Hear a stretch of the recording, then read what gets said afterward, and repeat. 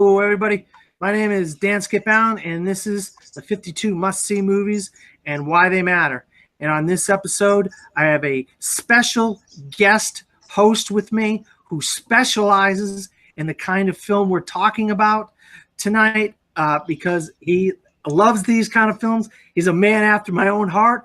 We don't get a lot of people that talk about musicals and love musicals, Chris. So I'm glad to have you on today.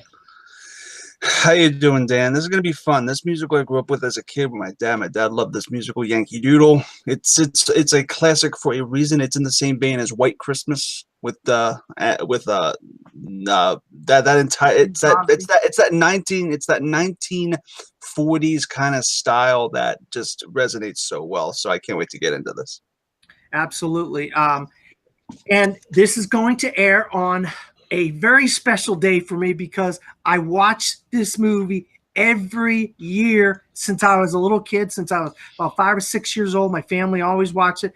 And now that, all my family moved away and everything, I still watch Yankee Doodle Dandy every 4th of July. So I wanted to make sure that we recorded this so we could have it on that special day of the year that everybody can enjoy and celebrate America. And with Yankee Doodle Dandy, that's what we're going to do. Indeed, I can't agree with you more. This is a tradition. Yeah. All right. So, Yankee Doodle Dandy stars James Cagney as George M. Cohan, and it is directed by Michael Curtiz. Also, we have Joan Leslie as Mary. We have Walter Houston as Jerry Cohan. That's their father.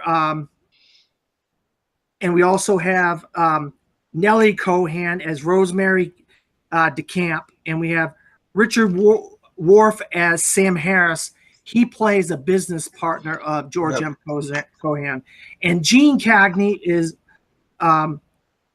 Josie Cagney. James Cagney. Gene Cagney is Josie Cagney. Jesus. Josie Cohan. Josie Cohan. I'm getting my castmates mixed up here, and very, I don't talk about the producer very often, but Hal B. Wallace was a mega producer back in the day, and this is a huge production for him. He really wanted this film and wanted this. If you watch the special editions and stuff, there's some great interviews and great documentaries about the making of this film and how it came to be. And Hal B. Wallace had a lot to do with that. So that's the producer. Mm-hmm. So how we start, talk about the cast. Is there anything about James Cagney or some of these members that ring a bell or come to? Well, this cast is like seminal, like an all-star lineup of the 1940s and 50s. You also have George Barber, who plays a small role as a Langer, who's a heavyset guy, who's the manager of what's her name, Faye. So there's a lot of big name character actors. Even some of them are uncredited, like Leon Blaseco and Sid Saylor, who were both in. I think they were extras in King Kong as well. There's a lot of great interlacing with these. The cast of this entire film is essentially Broadway on film. This was spectacular casting through and through, and you can't do much better than that. I commend it. Yeah, you're absolutely right. Everybody is fantastic in the cast. So how we start the movie is we start out with George M. Cohan doing a production of George Washington, and he gets a letter saying, come visit the White House. The letter says to visit the White House. And so he goes, the play is in the Alvin Theater in New York. And go ahead. Yeah, and when he visits the White House and he sees the president in the office, there's this really oddly overdubbed scene between him and President Roosevelt. Did you notice that? How it's weird that they just cut away from him. And in the 1940s, overdubbing was actually in its infancy. Overdubbing people, audio production was all in its infancy, because audio was only like a 10-year-old thing at that point. So you're still seeing some of the mechanics and overdub and sound design in this film itself at the start. And even though it might be a little jarring, that presidential scene, it still doesn't take away from the magic of the movie. No, you're right. So then we get a parade, Mm-hmm. and we get at this point we have George M. Cohan telling the story of his life to the president. And so we get a parade. We go back in time. We go back in time to before he was born. And we get a parade, and that his parents are at a variety theater. And this is when some of these members of the family start coming into life. And we have the baby was born, and that, of course, we've come to find out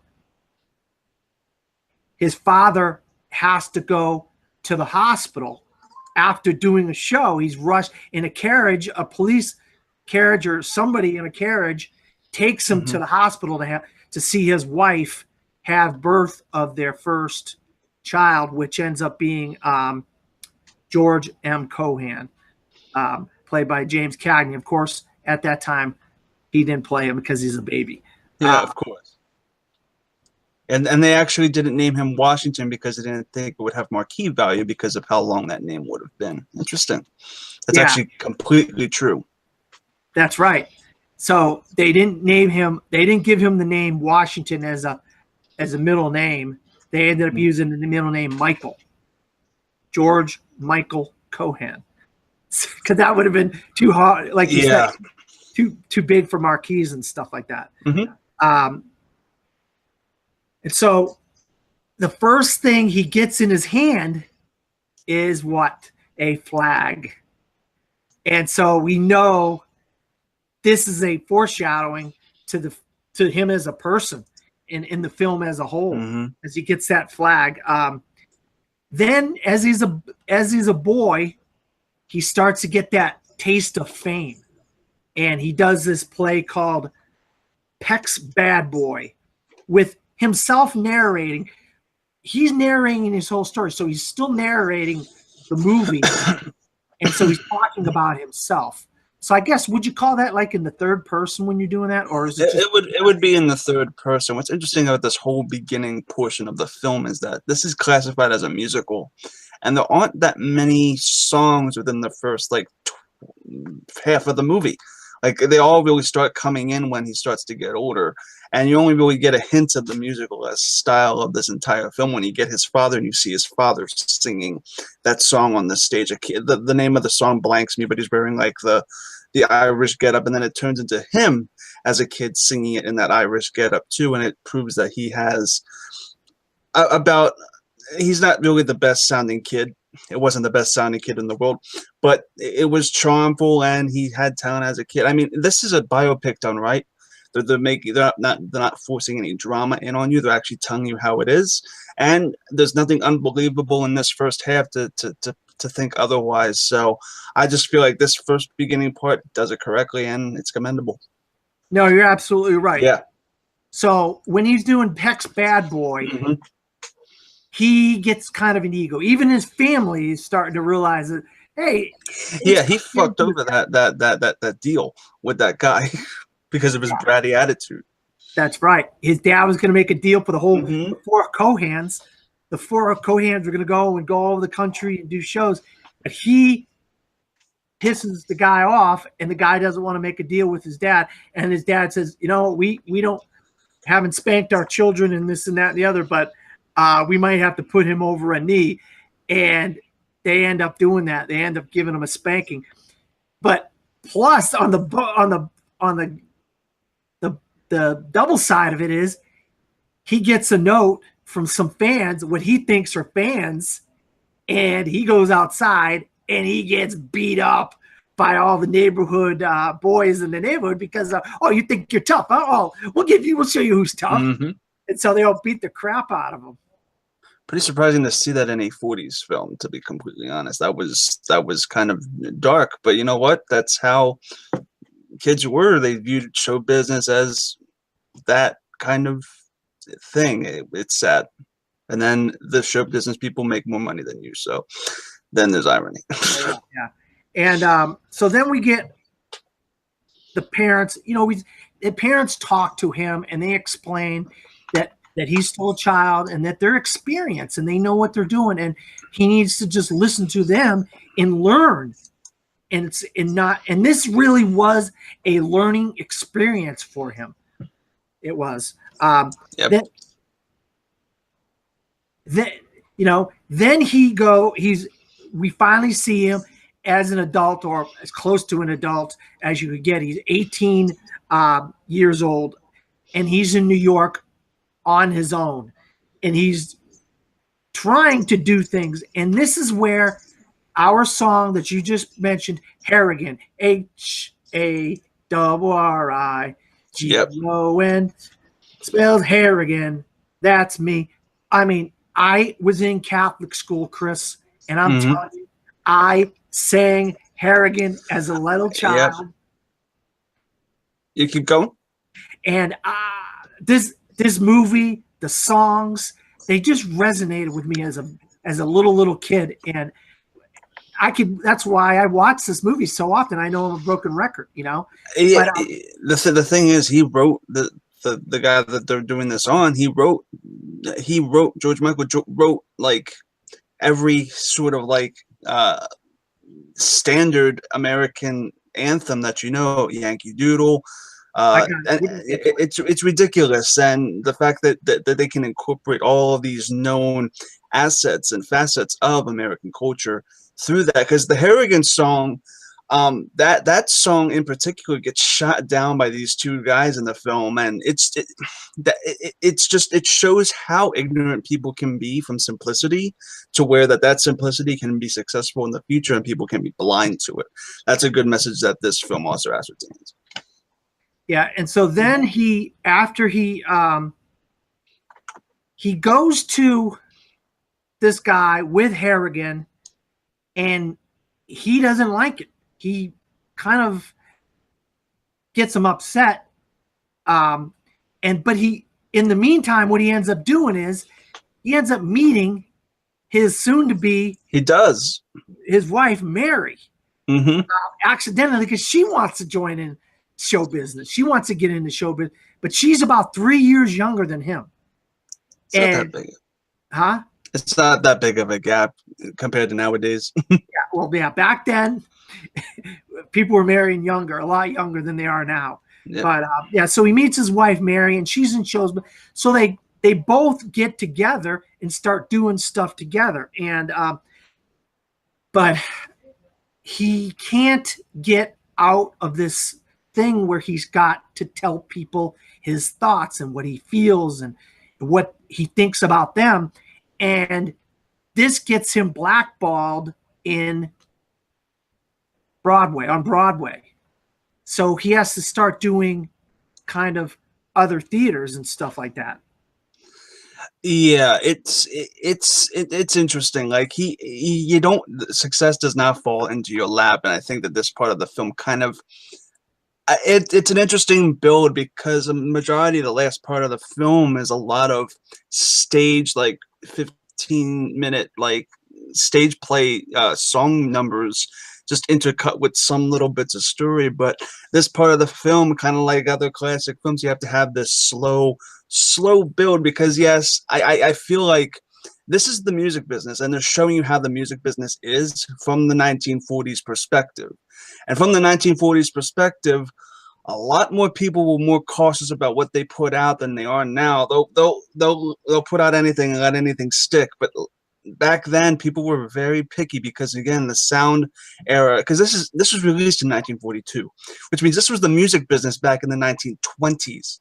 So it's an interesting take, because that's not well documented. You don't have documentaries on like how the music business went in the 1920s, because nobody around then survives now. So it's an interesting take. So they end up meeting some guys named Dietz and Goff.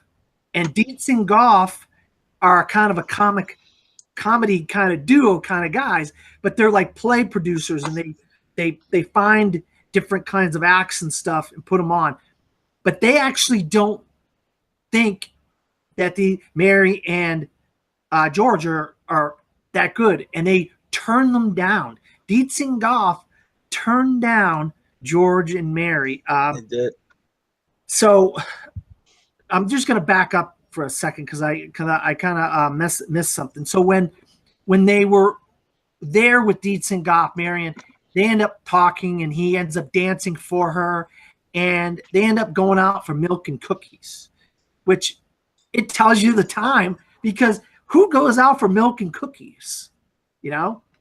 So, but getting back onto the thing with the comedy dude, like as I was saying, they denied them on the Harriet song of all things, which makes little to no sense because everybody knows how iconic that song is nowadays. I guess it's just a juxtaposition about how idiotic the industry was. And you know what? It's funny because those guys come back and they're shown that they regret their decision, which is always great and satisfying in a film to get that kind of what is a bookend of that. So you know what, this scene served a purpose, and that's the purpose it served. It served as a payoff for later to where they have success, and the people that they were turned down upon, they now have immense regret, and it's just great. It's script writing 101. absolutely. So Yep. we go to Madame Barthold's boarding house. And this is where the Cohans are living, and they're getting food, and they're getting goulash. But they're like, the lady's like, don't give the Cohans any goulash. Make them last. Don't give them any food. But before that, George ends up selling Little Johnny Jones. He ends up selling Little Johnny Jones. And in Little Johnny Jones, he ends up, it's a new play that he created, and it becomes a huge hit. And when he told Mount Bartholdi, hey, I just sold Little Johnny. All right, give these guys goulash, give them bread, give them this, give them that. I mean, she's like all happy because, you know, they got money. They're going to be able to pay her money, but he's still kind of a little pissed at her that she wasn't going to give his family food at the boarding house, you know? Yeah, I mean, it's just this entire, like, it's like in the industry, if you sell a script, you lose the rights to that after you sell it. So he could have actually made even more money by doing this if he had kept it, maybe secured the rights and maybe got a little bit of profit from the back. And you never know what it could have happened, because a lot of George Michael's songs, like Yankee Doodle, George Cohan. No, sorry, George Cohan, George M. Cohan, but George Michael Cohan, yeah. But the thing is, though, is the fact that had he, like, I don't know what the rights were back in the 20s, because his family would be making mint right now off of writing freaking Yankee Doodle Dandy. So it's a shame that the business was like that back then. But you know what? It's again, as I said before, this is a great document, and it seems like it's fairly accurate from the criticisms that I've seen. So, and just when you bring up Yankee Doodle, that's what yep. we have. Little Johnny Jones. He's a jockey. He's a Yankee Doodle dandy. He's going to win the English Derby, and they set it up where he's cheating. They think that he didn't win on purpose. That then they have to find why he didn't win and all this stuff. So that's the play of Little Johnny Jones, and it's got our title of the movie, Yankee Doodle Dandy, in the play, and that's what sets him off for superstar. He's a superstar after Yankee Doodle Dandy and Little Johnny Jones, and that's where our boys Dietz and Goff are not happy campers because they realize what they did wrong. And that was their own fault. That whole play sequence with Yankee Doodle, the Yankee Doodle boy sequence, I think this is what you're talking about, right? That entire sequence. It's like almost 20 minutes long. It's pretty much the entire show or an excerpt of that show that they just put on screen and they filmed Absolutely. and they choreographed. And this is not dissimilar to White Christmas. They did that a lot in White Christmas, where they would just straight up cut to a musical number for 15 minutes and then cut back to the story. They do this in this movie as well. I think it's just a style that that musicals had back in the day. And I mean, if I was judging this and suddenly soundtracks, it would be like the song that entire sequence is amazing. It should have been cut down a little. Like I get it. I get that's the excerpt of the show itself, but when you're watching this as a film, just get on with the story. Yeah. That's what I felt. I don't know if that's how you felt, Dan, but that's what I felt during the scene. I completely understand where you're coming from. I could watch it over and over and over again. And not the movie is too long, or nothing's too wrought out, or none of that stuff. Because I just absolutely love how it was made. Yeah. Say that again. It's how the 40s musicals were made. Yeah, yeah. And so then he gets another big song from another play, Give My Regards to Broadway. And it's another gigantic hit. Mm-hmm.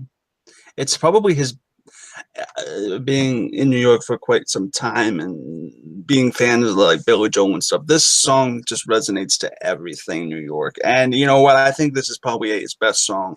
And on the East Coast, at least, his most well-known. I think Yankee Doodle is pretty well-known to children.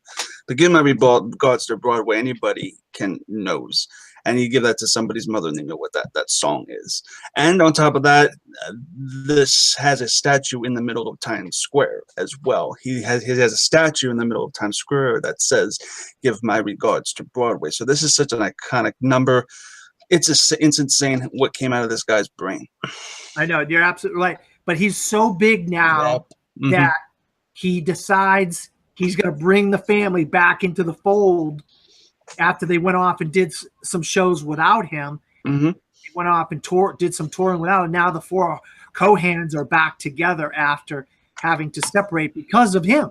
He basically he made them separate because of some of the things that he did in the arguments of some of these play owners. Mr. Schwab, for instance, he got him all pissed off. And I want to mention first, his business partner is Sam Harris. Sam Harris and him accidentally end up being business partners because they were both trying to pitch separate ideas to Dietz and Goff, and they both got turned down, but they ended up getting together and convincing another guy who at the top of my head I can't remember the guy's name, but he's in Casablanca. He's one of the butlers in Casablanca. I know who you're talking about. I can't think of his name right now. I love him in Casablanca, but he's really good as the producer guy in this as well. And I can't think of the guy's name. I should have put him in my It's a small role. It's a small role. He's only in one scene. Yeah. But yeah. So once the family comes back, this is where he wants to try to get bigger name people into his productions. And he goes after Faye Templeton. But he played this song for Mary, which at this time, she's basically his wife. Yeah. She's his wife. So he plays the song that he wrote for her and has her play it. And she's like, I'm going to give you this song. This is a song for you. It's called Mary. Well, it's another huge hit. It's a huge hit, but it's not a huge hit because she sang it. No. He had to give it for political reasons. What's her name? Faye? Templeton. Yeah, Templeton. And he had to give it to her for because she would refuse them, was refusing them. And the minute they heard that song and another song they played in the dressing room, the song escapes me at the moment. After she hears that stuff, she's on board, and that actually, and you know what? They didn't play the cliche of, oh, you gave her my song, I hate you. No, she understood, and she's like, yeah, I figured it out. You brought me flowers and candy. I figured that's why, and they just brushed it off, and it wasn't a huge drama deal, which was great. Going on to Harris, though, the film kind of builds up that, and it never really, I don't remember if it pays it off or not. I don't think it does, but Harris kind of, like when they're signing the contracts, they kind of are trying to semi-build up a little rivalry between them where he doesn't say his name right away. And the reason why she got the song was because Harris gave the song to Faye. But that I'm glad they didn't go that route too much, just because you don't want to villainize somebody because it's a biopic. And the guy you're talking about is S.Z. Sackaball. He was in at Casablanca. He's the heavyset guy. Yeah. God, I love him at Casablanca. He's fantastic. He's fantastic. But that's Casablanca is my favorite movie of all time. So I love that guy. So when he was talking to Faye Templeton, George M. Cohan, he gets an idea from her. She gives him an idea, and that is another huge hit called 45 Minutes from Broadway. And another anthem. Yep, I mean, that's it. Another anthem, and it's just like it was complete fluke that he ends up getting because it was something she said. Yep, and that's a true story.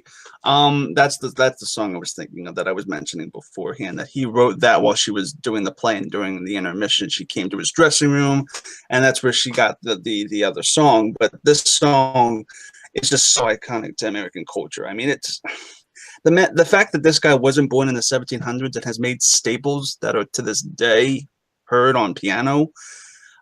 It's because a lot of people might assume that Yankee Doodle is a copyright-free song because of how old they assume it is. They assume that Yankee Doodle Dandy was written in the 1700s and it's copyright-free.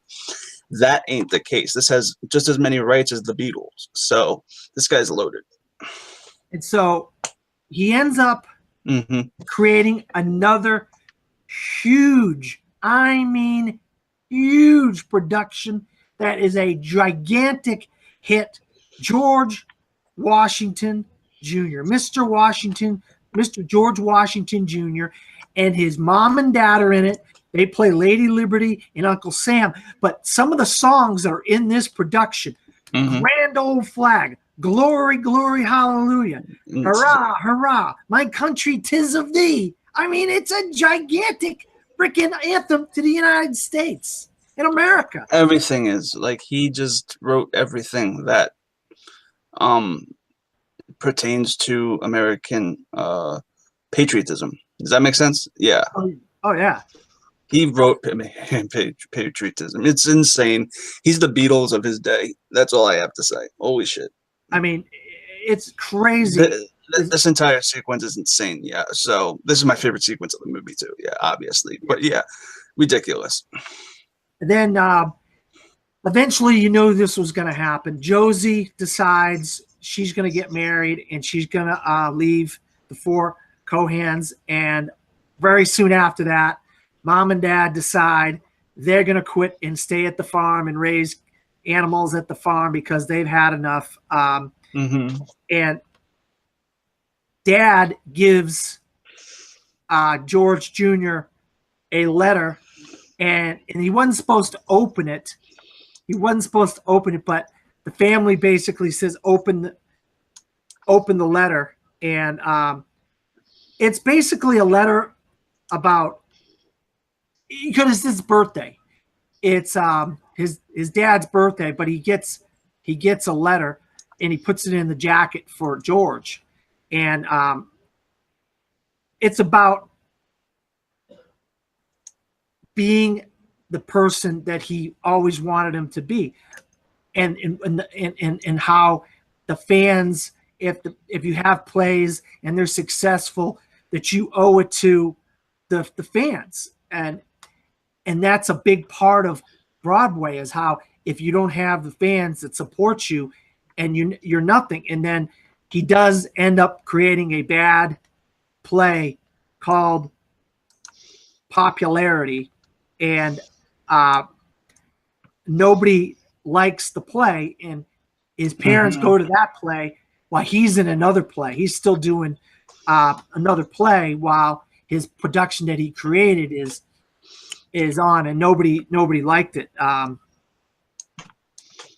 And then we get the story of the Lusitania.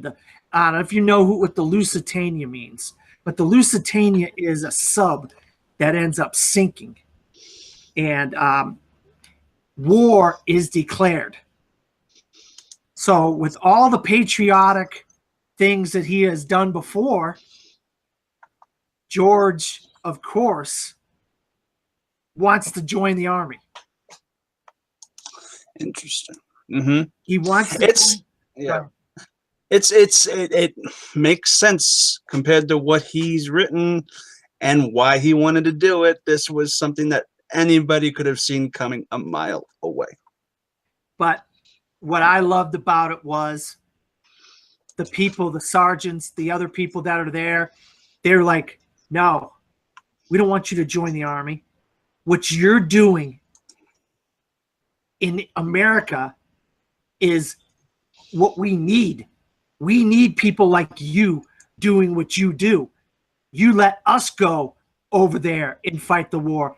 And another fluke, somebody says something that triggers something in his mind, and wouldn't you know it, over there becomes a gigantic, huge hit again. And he's going all over those countries doing, singing for the troops, singing over there.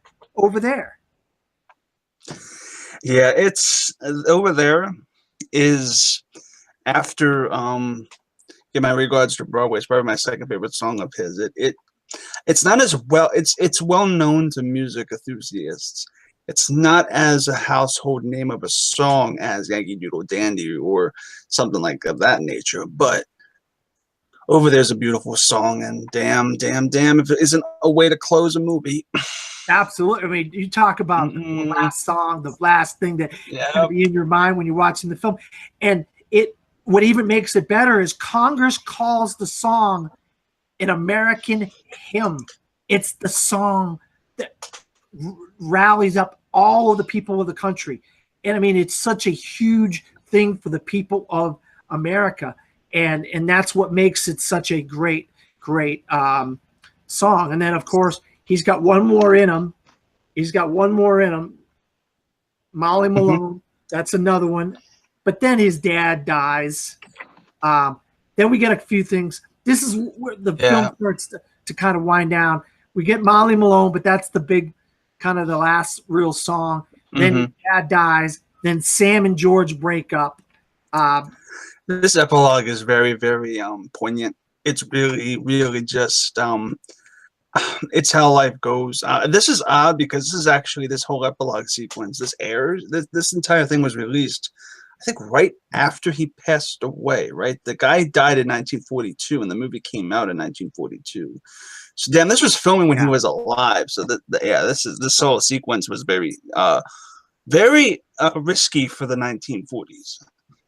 Just to show that, you know what I mean? Just while he's alive, depict his father passing away on screen. So, damn. Yeah. And then Mary and him, they decide to take a vacation. And, we have one more song. Called "Off the Record."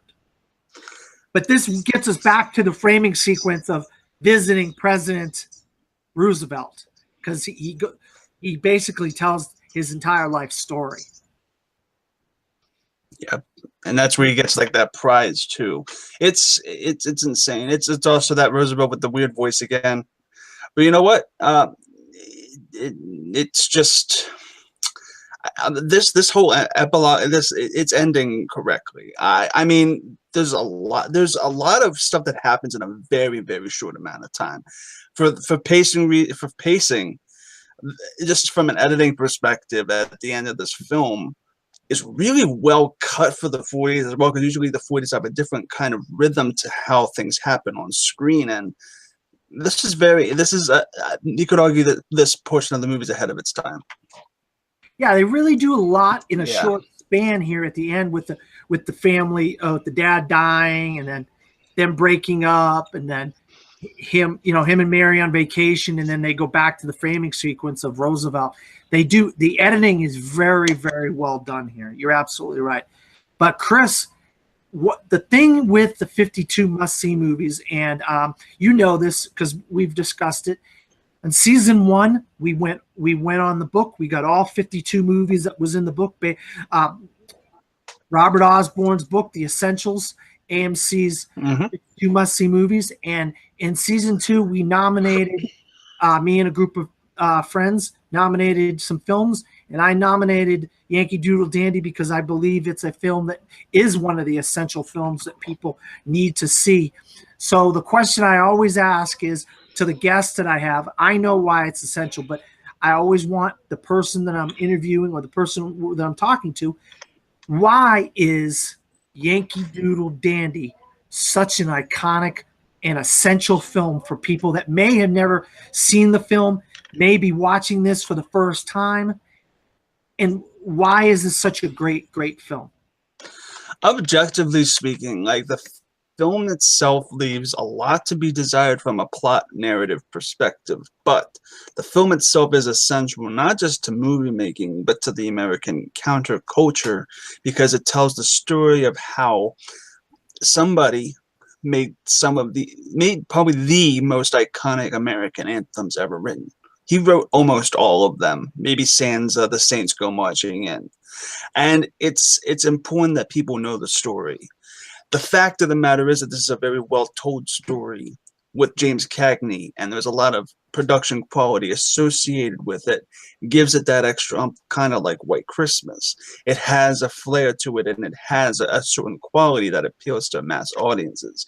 So yes, while it's not better than most of the movies on the 52 list that you're mentioning on AMC, it's super important that people hear their story and hear it correctly. And I think this movie does it justice, and it warrants its spot. It's a classic for a reason, and I think it's the songs and what it's about more than the actual film itself.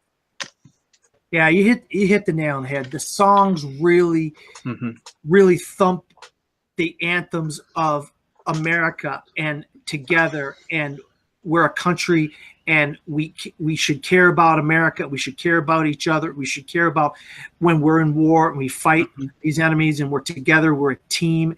And if you're born here, you need to know what it's like to be an American and what this country stands for. And these songs really do that. And George M. Cohan knew how to.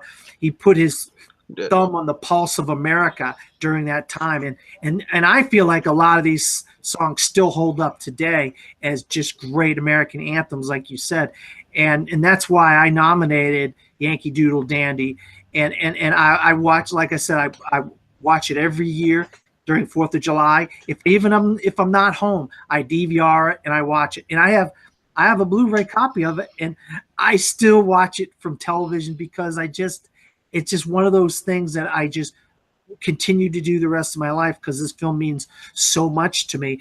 And I was a little kid growing up. I was Irish. George M. Cohan was Irish. And he really talked about being an Irish American as a young child, and how much he cared about this country, even though he was Irish as well. And it's a family film, too. You know, they did everything together with the father and the mother and the sister and the wife and all the family. So it talks about family, the doing thing, the 4 Cohans and so forth. So Michael Curtiz, I think this is one of the best biopics, and this isn't even the only great biopic that James Cagney was. You know, he did A Man of a Thousand Faces, which is a Lon Chaney biopic, which is another great biopic that he did. But so Chris, I just want to say thank you for coming on with me. Of course, man. I knew you, with your speciality of music and musicals and so forth, I knew you would lend a certain kind of, let's say, gravitas to this episode. Yeah, of course. This was fun, Dan. Thank you so much for having me. The thing is, like this musical Yankee Doodle is. It's hard to do something that's so medley centric in something like suddenly soundtracks, where you have to go track by track and judge a movie on the soundtrack it provides. Well, most of the songs in this film are medleyized in these like 15-minute dance number like sequences, so it's really hard to do that. But I'm glad that you gave me the opportunity to talk about this film because my dad loved it, and I love this film. And you know what? Even though it's not what I consider to be the best film I've ever seen, it's warranted for its importance alone, and the songs itself are important. Maybe not the greatest songs in the world, but they are important songs at that. Absolutely right. So, Chris, where can you be found? You can always find me on Twitter and Instagram at ChrisClark8788. Those numbers mean nothing. You can also find me on YouTube at Take 3 Productions, or we're affiliated with Full Metal. I know this is airing on Full Metal, right? Full Yes. Metal Media. It is indeed, and we're really close friends with everybody there. You can also find me every Saturday. I produce and run and edit the Schmodown Rundown, the official after show for the movie trivia Schmodown. And you've heard me talk about it. I also host a podcast called Suddenly Soundtracks, where we go through a movie musical song by song and judge a movie solely based on the soundtrack that it provides. Bada bing, bada boom. And you can find me at Dan Skip Allen on Facebook, Twitter, Instagram, and Pinterest, or at From the Fourth Row. Also, if you want to read my movie reviews, I write movie reviews of recent movies that I go see. And you can find me at cinesportstalk.com. That's CINESPORTSTALK, cinesportstalk.com. So for Chris and myself, good night. And have a happy 4th of July.